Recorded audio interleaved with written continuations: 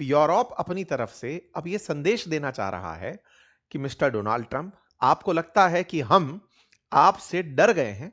ऐसी स्थिति नहीं है। विश्व की थर्ड लार्जेस्ट इकोनॉमी ने फिलहाल के लिए अपनी तरफ से ट्रंप को संदेश भेज दिया है। फिर से युद्ध के दौर शुरू हो चुके हैं। अब जर्मनी अपनी तरफ से मिलिट्री बढ़ा रहा है। यह हेडलाइन इंटरनेशनल है। Why is Germany trying to build Europe's strongest conventional army.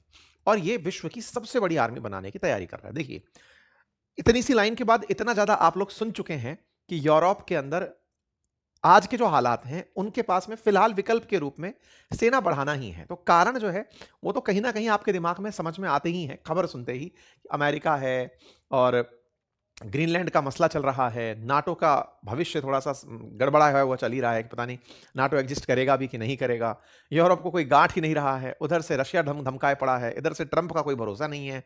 दुनिया उनको समझ नहीं रही है। यूरोप के साथ में हालात बहुत बुरे हो गए हैं। तो इनका सेना बढ़ाना बड़ा ही नेचुरल लगता है। लेकिन जर्मनी का सेना बढ़ाना जो है ना, यूरोपियन यूनियन में सबसे ज्यादा पैसे वाला देश जर्मनी है। जर्मनी का सेना बढ़ाना एक और हिंट देता है, और वो हिंट है कि भाई ये हिटलर के बाद ऐसा हो रहा है।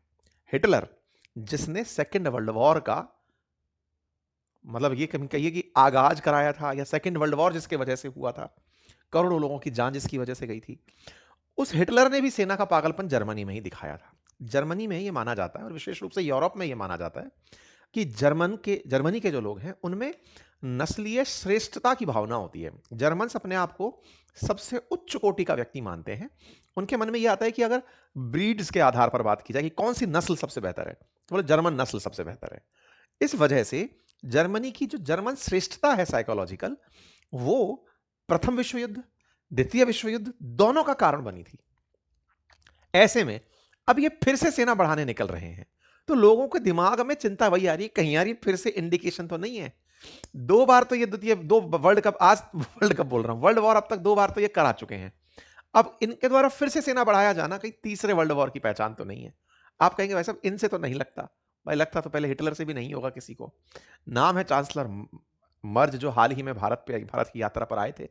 और जब भारत की यात्रा पर आए थे तब ये अपनी तरफ से हिंट भी देकर गए थे। इस बीच में ये अपनी यात्राओं में पूरी तरह से विश्व कहीं ना कहीं अमेरिका के खिलाफ तैयारी कर रहा है। चाहे कार्नी की यात्राएं हों, इनकी यात्राएं हों, सब तरह से विश्व की जो तैयारियां हैं वो अमेरिका को ऐसे होल अपना दुश्मन मानकर चल रही हैं कि अमेरिका इस समय ट्रस्टवर्दी देश नहीं बचा। ट्रस्टवर्दी नहीं बचा का मतलब यह है कि अमेरिका अपने हितों के लिए किसी भी देश के ऊपर कभी भी कोई भी एक्शन ले सकता है, और वो उसने किया भी। ग्रीनलैंड के मामले पर 8 यूरोपियन देशों पर एक साथ ट्रेड की धमकी दे डाली कि मैं तुम्हारे ऊपर 10% टैरिफ लगा दूंगा। ये तो अच्छा हुआ कि फिर यूरोपियन यूनियन एक साथ ट्रेड बजूका ले आई कि भाई सुनो, अगर तुमने 10 पर लगाया, 8 पर लगाया, तो 27 की 27 तुम्हारा बायकॉट कर देंगे। तो वो सब यूनाइट होकर के एक साथ जब बोलने लगे तो ट्रंप को पीछे हटना पड़ा। वो सब चलता रहा, लेकिन अल्टीमेटली सेना का विकल्प तो सेना ही हो सकती है। अमेरिका अगर दुनिया में सबसे श्रेष्ठ सेना रखने का दावा करता है, तो भाई इसके सामने लड़ने वालों को भी तो सेना की जरूरत पड़ेगी। तो जो सेना की जरूरत पड़ेगी, इसके लिए अब जर्मनी निकल कर आने की तैयारी कर रहा है। साथियों, जर्मनी की तरह जब हम बातें करने लगे हैं, जर्मनी के बारे में बात करने लगे, तो आज की प्रासंगिकता को समझने के लिए थोड़ा सा इतिहास दर्शन जरूरी है।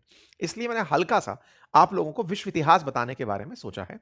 हल्का सा इसलिए ताकि आप लोग ये समझ पाएं कि प्रथम विश्व युद्ध में भी जर्मनी की हट, द्वितीय विश्व युद्ध में भी जर्मनी की हट, और अब थर्ड की तरफ का इंडिकेशन तो ये नहीं बन जाएगी। ठीक है, हिटलर की कहानी डिटेल में हम कभी भी और डिस्कस कर लेंगे। फिलहाल के लिए वर्ल्ड वॉर 1 और वर्ल्ड वॉर 2 की हल्की सी एक जानकारी ले लीजिए। और जानकारी ये है, मतलब जब भी आप उठाकर ढूंढेंगे कि प्रथम विश्व युद्ध क्यों हुआ, तो उसके तात्कालिक कारणों में पता चलता है कि ऑस्ट्रो हंगेरियन युवराज थे जिनका नाम था आर्कड्यूक फ्रांज फर्डिनेंड। उनकी हत्या हो गई थी, उनकी और उनकी पत्नी की हत्या हो गई थी। और उसके बाद में ऑस्ट्रो हंगेरियन जो साम्राज्य है वो, क्योंकि उनका प्रिंस था, उनके प्रिंस की मृत्यु हुई थी, तो जिसने मारा उनके ऊपर सर्बिया के ऊपर डाउट था, तो सर्बिया के खिलाफ उन्होंने युद्ध की घोषणा कर दी थी। बस यहां से पार्टी बनती चली गई। सर्बिया के समर्थन में रूस उतर कर आ गया, ऑस्ट्रो हंगेरियन के सहयोग के कारण जर्मनी साथ में उतर आया कि चलो हम तुम्हारे साथ युद्ध रखेंगे। ये दोनों आपस में क्यों लड़े, इसके पीछे का पूरा एक विश्व इतिहास है। कभी वर्ल्ड वॉर 1 के बारे में आपको डिटेल में एक सेशन और शेयर कर देंगे। लेकिन हाँ, इस तरह से एक क्षेत्रीय संघर्ष में बहुत सारे देश आपस में जुड़ते हुए चले गए, जुड़ते चले गए और आपस में लड़ते चले गए। उन लड़ते लड़ते 4 साल 3 महीने और 14 दिन में 1.5 से 2 करोड़ लोगों की जानें चली गई। ये जो आप दृश्य देख रहे हैं, सोचकर देखिए कि ये जितने भी नीले दिख रहे हैं, ये एक तरफ थे, और ये जितने भी नारंगी दिख रहे हैं ये एक तरफ थे, हम नीलो वाली तरफ थे। मतलब हम उस गुट में थे जो बड़ा गुट था। कौन सा बड़ा गुट था? मित्र राष्ट्रों का गुट था। बोले साहब हम तो तब गुलाम थे। हाँ, तो हम जब गुलाम थे तब हम ब्रिटेन की तरफ से लड़ते थे। ब्रिटेन में सेना की तो वैसी कमी थी, वो तो हम जैसे लोगों को जिनको उपनिवेश बना के रखा था उन्हें ले जाता था, चाहे भारत हो, ऑस्ट्रेलिया हो, कनाडा, लंका, मिस्र, न्यूजीलैंड, साउथ अफ्रीका, यहां से सेना जाती थी उसके पास। तो अब एक तरफ तो इतने सारे देश और एक तरफ सेंट्रल पावर में जर्मनी, ऑस्ट्रिया हंगरी, ऑटोमन साम्राज्य जिसमें तुर्की और बुल्गारिया ये देश शामिल थे। इतने से वर्सेस इतने सारे देश। हारना स्वाभाविक था, हार भी गए। हार गए और हारने के बाद में लेकिन इन लोगों ने इवन युद्ध के दौरान ही जर्मनी जो कि यहां पर सबसे ज्यादा लीड कर रहा था, वो बहुत सी चीजें करता चला जा रहा था प्रथम विश्व युद्ध के दौरान। कहते हैं कि विश्व युद्ध को पढ़ने से जब आप तैयारी करें सिविल सर्विसेज की, यूपीएससी की या स्टेट पीसीएस की, जब वर्ल्ड वॉर पढ़ाया जाता है तो कहा जाता है कि वर्ल्ड वॉर तो सब लोग चर्चा करते हैं कौन किससे लड़ा, लेकिन वर्ल्ड वॉर के दौरान जो खोज हुई, जो इन्वेंशंस हुए, उनका जिक्र भी अलग से क्वेश्चन बना के पूछा जाता है कि बताइए प्रथम विश्व युद्ध के दौरान साइंस के क्षेत्र में क्या तरक्की हुई, कल्चर में क्या तरक्की हुई, कल्चर में क्या परिवर्तन आया, सांस्कृतिक रूप से क्या परिवर्तन आया, सांस्कृतिक नवचेतना कैसे आई, वो सारी बातें डिस्कस की जाती हैं। प्रथम विश्व युद्ध के दौरान जर्मनी में बहुत तेजी से साइंस में प्रयोग हो रहे थे, जिसमें से सबमरीन्स का बनाना हो और बहुत सारे ऐसे वेपन्स का बनाना हो, बायोलॉजिकल गैसेस, केमिकल गैसेस, इनके बारे में काम करना हो, वेपन्स बनाना हो, ये सारे काम चल रहे थे। धीरे धीरे अमेरिका को लाने का कुल मिलाकर प्रयास किया जा रहा था जर्मनी के द्वारा। ठीक है, 1917 में जर्मनी ने मैक्सिको से कहा, जो उसकी पड़ोसी था, कि तुम अमेरिका के खिलाफ काहे नहीं लड़ लेते हो। एक गुप्त टेलीग्राम था जो मिल गया, अमेरिका ने डिकोड कर लिया कि ये भड़काने में प्रयास कर रहा है आपस में दो देशों को। फिर अमेरिका भी कूद पड़ता है। अमेरिका 1917 तक युद्ध में शामिल नहीं था, वो व्यापारी था उस समय भी कि लड़ो मैं तो सामान बेचूंगा। असल में अमेरिकी लोग थे कौन? थे तो यूरोपियंस ही ना, जो जाकर बस गए थे स्पेन से, फ्रांस से, ब्रिटेन से जाकर कभी बस गए थे। तो ये लोग पहले व्यापार ही कर रहे थे। 1917 में जैसे ही ये शामिल होते हैं, युद्ध निर्णायक हो जाता है, जर्मनी हार जाता है। प्रथम विश्व युद्ध में जब जर्मनी हारता है तो उस पर बहुत सारी पाबंदियां लगाई जाती हैं कि तुम बेटा अब यहां से आगे कुछ नहीं कर पाओगे, इनका बहुत कुछ छीन लिया जाता है और तय किया जाता है कि दुनिया अब दोबारा युद्ध ना लड़े। इसके लिए लीग ऑफ नेशन, जैसे उस आजकल यूएन है ना, प्रथम विश्व युद्ध के बाद में लीग ऑफ नेशन नाम की एक संस्था बनाई गई जो शांति स्थापित करेगी। एक संधि करी गई जिसका नाम वर्साई की संधि था, जिसमें कि एक अपने आप में जर्मनी के ऊपर इतनी सारी पेनल्टी लाद दी गई, उससे बहुत सारा पैसा मुआवजे के रूप में मांगा गया। मतलब हालत खराब कर दी गई जर्मनी की कि बेटा तुम अब कर्जा ही चुकाते रहो, तुम्हारे कारण दुनिया को युद्ध देखना पड़ा है। तीसरा जो सोवियत रूस था, जो कि युद्ध लड़ा था जर्मनी से, उसके अंदर जो राजा का शासन था वो पलट गया। वहां पर नई सत्ता का उदय हो गया। लेनिन की मतलब उसमें लीडरशिप में, व्लादिमीर लेनिन की लीडरशिप में सोवियत संघ का निर्माण हो गया। दुनिया में काफी सारे परिवर्तन हुए, लेकिन सबसे बड़ा जो सेटबैक था वो जर्मनी पर था। इनके ऊपर इतना पैसा लाद दिया गया, शुल्क लाद दिया गया, पेनल्टी लाद दी गई कि तुम चुकाते ही थक जाओगे। अब सोचो, जो देश 1918 में इतना पेनलाइज हुआ हो, उसमें इस बात का गुस्सा हो गया हो कि बेटा तुमको पैसा तो देंगे हम, लेकिन बदला भी लेंगे। बस वो जो बदला है ना, उसने द्वितीय विश्व युद्ध को मात्र 20 साल में ही करा दिया। इस दौरान कई राजवंश खत्म हुए, जंग के बाद कई नई देश बनकर भी आए। उन सबसे ऊपर सेकेंड वर्ल्ड वॉर भी कहीं ना कहीं फर्स्ट वर्ल्ड वॉर में छिपा था। फर्स्ट वर्ल्ड वॉर में जर्मनी पर जो पेनल्टी लगाई गई थी, जो वर्साई संधि के माध्यम से लगाई गई थी, उससे जर्मनी के लोगों के अंदर एक असंतोष पैदा हो गया। इसके पीछे की बहुत सारी कहानियां हैं। देखिए, जब हम यूपीएससी की तैयारी करते हैं या फिर किसी भी सिविल सर्विसेज एग्जाम की तैयारी करते हैं, तो विश्व इतिहास अपने आप में बड़ा पोर्शन कवर करता है। मैं बहुत सुपरफिशियल आपको बता रहा हूं। जर्मनी के अंदर एक असंतोष पैदा यह हुआ था कि जो यहाँ के यहूदी थे, उन्होंने जर्मन सरकार का सहायता नहीं करी प्रथम विश्व युद्ध में, वो इसलिए हार गए। यहूदी बहुत ही साइंस वाले लोग थे, व्यापारी व्यापारी तरह के लोग थे, और उनके खिलाफ मतलब वो कहीं ना कहीं एक अलग राष्ट्र की जो उनको थॉट दी गई थी उसके साथ चल पड़े थे कि तुम युद्ध में बाहर निकलोगे। ब्रिटेन ने उनको यह समझा दिया था कि चिंता मत करो, बेल्फोर डिक्लेरेशन के माध्यम से, कि तुमको हम एक नया देश दे देंगे, तुम तो अंदर बैठे रहो, बस युद्ध मत लड़ो, तुम इनका साथ मत दो, जर्मनी की इस समय की जो सरकार लड़ रही है इसका साथ मत दो। तो कहते हैं कि द्वितीय विश्व युद्ध के दौरान या फिर उसके प्रमुख कारणों में, जब जर्मनी बहुत ज्यादा गुस्से में रहा, या कि ये हिटलर के अंदर जो नफरत थी यहूदियों के प्रति, वो इस बात पे थी कि हमारे अपने लोगों ने हमारे देश का साथ नहीं दिया, इसलिए हम युद्ध हार गए।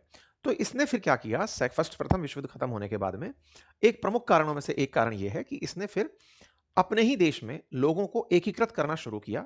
देश के अंदर एक तो गुस्सा था ही कि इतनी पेनल्टी हम पर आ गई है, हम युद्ध हार गए हैं, इसकी शर्म भी थी, लेकिन कहीं ना कहीं इस बात का डर, वो दर्द भी था कि यार हम हारते नहीं अगर ऐसा नहीं होता तो। बस यहीं से उदय होता है हिटलर नाम के व्यक्ति का, जो लोगों के अंदर एक प्रकार से इस बात की जागरण फैलाता है, जागरूकता फैलाता है कि भाई प्रथम विश्व युद्ध से द्वितीय विश्व युद्ध करने की जो नौबत है वो क्यों आएगी? क्योंकि हमें जर्मनी का खोया हुआ सम्मान वापस लाना है। यह आदमी अपने बहुत ही करिश्माई व्यक्तित्व के लिए जाना जाता था। इसकी बातों में इतनी कन्विंसिंग पावर होती थी कि बड़ी संख्या में लोग इस ये जो कहता था वो मानते थे। मतलब शुरुआत में जो व्यक्ति चांसलर से, राष्ट्रपति से शुरू हुआ, इसने अपने आप को फ्यूरर घोषित कर दिया, सम्राट घोषित कर दिया। स्कूलों में खुद की पूजा करवा दिया कि तुम सब लोग मुझे पूजो, मैं जो कह रहा हूं वैसा करो। लोग इसको एक तरीके से मानना शुरू कर दिए कि तुम ही हो जो कुछ हो। जर्मनी में इसके प्रति मतलब एक प्रकार के है ना, इसने दीवानगी सी पैदा कर दी थी और कहा था कि नस्लीय श्रेष्ठता जो जर्मन्स की है वो सर्वश्रेष्ठ है, बस उसी को मानो। नाजी विचारधारा में ये मानकर चलो कि आर्य जो है वो श्रेष्ठ हैं और जो यहूदी हैं वो परजीवी हैं, इनका तो होना ही नहीं चाहिए, इनको हटा दिया जाना चाहिए। यहीं से होलोकॉस्ट का नींव धरा था। यानी कि हिटलर के कहने पर यहूदियों को, लगभग 60 लाख यहूदी मारे गए, होलोकॉस्ट कर दिया गया, उनको बुरी तरह से खत्म कर दिया गया। और अपनी ही सोच की तरह से इटली के अंदर एक मुसोलिनी नाम का वो आया हुआ था, तानाशाह आया हुआ था। ये दोनों लोग मिलकर के असल मायने में अपने अपने नुकसानों की पूर्ति करने निकल पड़े। तो जर्मनी ने सबसे पहले जो वर्साई की संधि में इसके ऊपर पेनल्टीज लगाई गई थी वो देना बंद किया कि नहीं दे रहे। और जिन जगह पर इनका कब्जा हुआ था या दूसरे देश लूट लिए थे इनका जगह, उन सभी जगहों को इन्होंने वापस लेना शुरू किया। वापस लेना शुरू किया तो स्वाभाविक है कि ये कहीं ना कहीं युद्ध का कारण बनेगा और यहीं से सेकेंड वर्ल्ड वॉर का कारण बनना शुरू हुआ। 1939 से 45 के बीच में सेकेंड वर्ल्ड वॉर की नींव रखी जा चुकी थी। और सेकेंड वर्ल्ड वॉर जब चलना शुरू हुआ तो ब्रिटेन अपनी तरफ से बहुत सी जगहों को रिक्लेम करना शुरू कर दिया। जर्मनी वापस से रिक्लेम करना शुरू कर दिया। धीरे धीरे दोनों तरफ से खेमे बनते चले गए। एक तरफ जर्मनी आक्रामक हो रखा है, उधर से जो दूसरे देश हैं वो आक्रामक हो रखे हैं। कुल मिलाकर के दो गुट बन चुके थे। एक तरफ थे जर्मनी, जापान और इटली, और एक तरफ थे allied group USA, USSR, Britain, France. यहां पर कौन किसके साथ कैसे आया, क्या इसके पीछे की कहानी रही, इसके पीछे का एक लंबा इतिहास है। अगेन मैं बोल रहा हूं कि वो बताएंगे कभी डिटेल में। वर्ल्ड वॉर अपने आप में एक अलग कहानी है। लेकिन हाँ, बस इतना सा जान लीजिए कि यहां पे जर्मनी ने मात्र 20 साल में द्वितीय विश्व युद्ध लड़ लिया था। कहते हैं कि इतना ज्यादा आक्रामक तरीके से आगे बढ़ रहा था कि जर्मनी की ताकत के चलते ही आज ब्रिटेन और फ्रांस खाली हैं, कंगाल हैं। आज उनके पास अगर कुछ नहीं है तो उसके पीछे का कारण है जर्मनी ने उनको इतना खोखला कर दिया। कहते हैं कि दुनिया के बहुत से देश जो उपनिवेशवाद से आजाद हुए, गुलामी से बाहर निकल कर आए, उनके बाहर आने के पीछे का बड़ा कारण यह है कि जर्मनी ने उन्हें इतना नुकसान पहुंचाया कि वो दूसरे देशों पर शासन करने लायक नहीं बचे। उनके पास संसाधन खत्म हो गए, फोर्सेस की ताकत खत्म हो गई। बोले एक साथ, जैसे हम अपने देश की आजादी की बात बोलते हैं कि भारत 1947 में आजाद हुआ, तो भारत आजाद हुआ, लेकिन दुनिया के एक साथ इतने सारे राष्ट्र उसी समय पर आजाद क्यों हुए? मतलब हर देश के अंदर आजादी की मांग थी, समझ में आता है। एक साथ उसी समय में, मतलब 45 से लेकर 50 के बीच में अधिकांश देश आजाद हो जाते हैं सेकंड वर्ल्ड वॉर के खत्म होने के बाद। बोले क्यों? क्योंकि उस समय जर्मनी ने खोखला कर दिया इन देशों को, और इन्हीं की खोखलेपन को अमेरिका ने बुना लिया। क्योंकि अमेरिका युद्ध में सबसे एंड में एंट्री करता था कि भाई अब मैं आ रहा हूं, और वहीं पर जब उसने परमाणु बम गिराया जापान के ऊपर, तब से ही युद्ध खत्म हुआ था। तो कुल मिलाकर के अमेरिका की भूमिका का बड़ा होना, इन देशों का खाली होना, ये सब जर्मनी का दुनिया को दिया हुआ है। खैर, कट टू द पॉइंट, आज की बात पर हम पहुंचते हैं। इसके बाद में फिर जर्मनी दोबारा जब हारा तो फिर जर्मनी के दो भाग बना दिए गए, पश्चिमी जर्मनी, पूर्वी जर्मनी। बांट दिया गया कि एक तरफ जो पश्चिमी जर्मनी है इस पर कब्जा होगा, यूरोप के ये प्रमुख 4 देश हैं इनका, ब्रिटेन, फ्रांस, यूएस जैसे देशों का, और दूसरी तरफ जो पूर्वी यूरोप जर्मनी है उस पर यूएसएसआर का कब्जा होगा। पूरी तरह से बांट दिया गया और इन पर एक संधि दोबारा से लाद दी गई, जिसका नाम पोस्ट डैम डिक्लेरेशन कह सकते हैं, जिसमें यह कहा गया कि सुनो भाई, कि तुम्हें आगे से चल के अपने पास सेना रखने का अधिकार नहीं है। जर्मनी को फिर से बांधते हुए यह कहा गया कि अगर तुम आगे बढ़ना चाहते हो तो अपनी सेना को कभी भी 3,70,000 से ज्यादा नहीं करोगे, ग्राउंड फोर्स 3.25 लाख से ज्यादा नहीं रखोगे, कभी भी न्यूक्लियर वेपन नहीं बनाओगे, न्यूक्लियर फ्री जोन में रहोगे। ये सारी की सारी पाबंदियां फिर से लाद दी गई ताकि जर्मनी तीसरे विश्व युद्ध की तैयारी ना करे। तो जिस देश का इतिहास ऐसा रहा हो, अब वो अचानक ये बोल दे, क्योंकि और उसने सेना घटाई थी 5 लाख से घटाते हुए आज 2.25 लाख सेना है जर्मनी के पास। लेकिन जिस देश ने इतने दिन तक शांति बनाई हो और वो पूरी तरह से ऐसा बन गया हो कि आपको आज जापान और जर्मनी को देख करके तो लगता ही नहीं है कि ये विश्व युद्ध के अंदर लड़े थे। ये दोनों इतने पलट गए हैं। जापान तो मतलब आजकल लोग कहते हैं कि इनसे सीखो कि जीते कैसे हैं, मतलब उनकी विधाएं लोग चर्चा में लेकर आते हैं कि इकिगाई टेक्निक सीखो, ये कैसे जीते हैं। तो इन्होंने कुल मिलाकर के जिस तरह के हालात पैदा कर दिए, वो हालात परिवर्तन के थे और ये बदलते चले गए कि ठीक है भाई, अब दुनिया शांति की तरफ बढ़ रही है, हम भी बढ़ेंगे। लेकिन अचानक आप ये न्यूज़ सुनते हो कि ये कह रहा है कि अब मैं यूरोप की सर्वश्रेष्ठ सेना बनाऊंगा। तो भाई इनके पास तो न्यूक्लियर बम भी नहीं है, फ्रांस के पास है और ब्रिटेन के पास है। अगर जर्मनी कह रहा है कि श्रेष्ठ सेना बनाऊंगा, तो क्या इनके दिमाग में भी न्यूक्लियर बॉम्ब की थॉट तो नहीं चल रही है? जर्मनी कह रहा है कि मैं फिर से यूरोप का श्रेष्ठ बनूंगा, तो कारण निकल के आते हैं, और उन कारणों में सबसे बड़ा कारण है कि यूक्रेन के बाद में जो अगला नंबर लग सकता है, अगर रशिया आक्रामक हो, तो वो रशिया के बाद में यूक्रेन के बाद में जर्मनी का ही लग सकता है।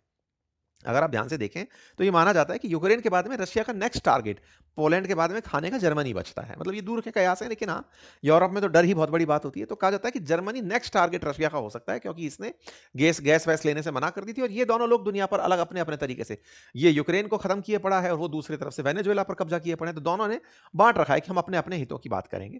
तो बोले हमें अपने हित की बात करनी होगी। ये दो देश तो थे ही नहीं, विश्व युद्ध के कारक तो हम थे। दूसरा क्या है ना कहीं इस समय पर नाटो के साथ में खेला चल रहा है। नाटो का लगभग 70% बजट यूएस देता है। जर्मनी जैसे देश जो हैं वो बहुत कम 4-5% बजट देते हैं। ऐसे में इन सबका मानना यह है कि जब यूएस का सब कुछ है, तो कल को यूएस हमारे खिलाफ भी कोई ना कोई एक्शन ले सकता है, जो कि ट्रंप ने करके दिखाई दिया था। इन सामने सबको सामने बिठा करके बड़ा ही ह्यूमिलेटिंग तरीके से इनको फील कराया था कि तुम लोग तो कुछ हो ही नहीं।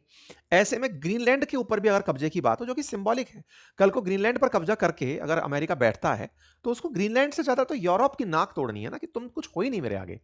तो एक प्रकार से यूरोप को खुद की खुददारी जीनी है। और जो आपने सुना भी होगा, यूरोप के लीडर्स आजकल ये बोल ही रहे हैं कि हमें यूरोप की एक सेना बनाने की जरूरत है ना। ये सब तरह के बयान है जो आप सुनने भी लग गए होंगे। मतलब लोगों का मानना यह है कि कहीं ना कहीं भविष्य में जो हमले हैं ना वो हो सकते हैं, और रूस 2029 तक नाटो पर हमला कर सकता है। तो ऐसे में नाटो पर अगर हमला हो, तो फिर लड़ेगा कौन? तो ऐसे में ये दोनों तो आपस में झगड़ लिए। फ्रांस के साथ में अमेरिका जिस तरह की टसल कर रहा है, तो कहीं ना कहीं सभी टसल एक ही तरफ जा रही है कि अमेरिका ना पड़ोसियों का है, ना यूरोपियंस का है, ना नाटो अलाइज का है।